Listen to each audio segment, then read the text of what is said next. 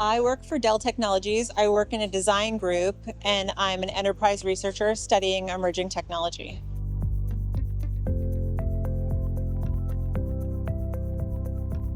I'm on a specific group right now called the Edge AI Tech Radar. We're a group of about 20 engineers and professionals, researchers that are focused on emerging trends. And here today, that's sort of what we were looking for, were kind of the emergent trends in Edge AI.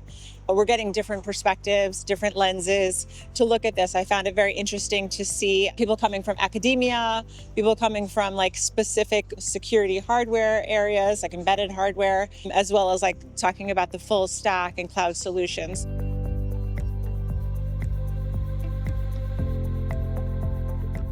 I would like to see those models moving further to the edge, us to be able to kind of deliver more security for data to our customers, to the enterprises, as well as deliver, like a distributed compute infrastructure and like those lower latency rates. So really kind of moving away from where we've been for the last 5 to 10 years with so much of our data being moved to the cloud and seeing so many latency issues, nervousness from these companies about vulnerabilities with their data in the cloud.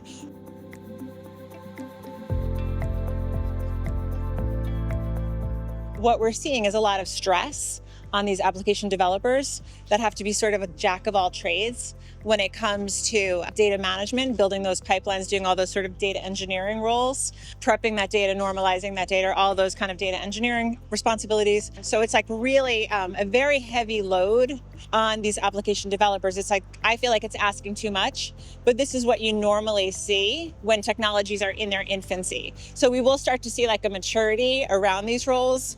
We'll start to see things like automation introduced, AI introduced, and then often you start to see these roles kind of splinter off into different specialties. That's what we saw with the data scientist over the last 10 to 15 years.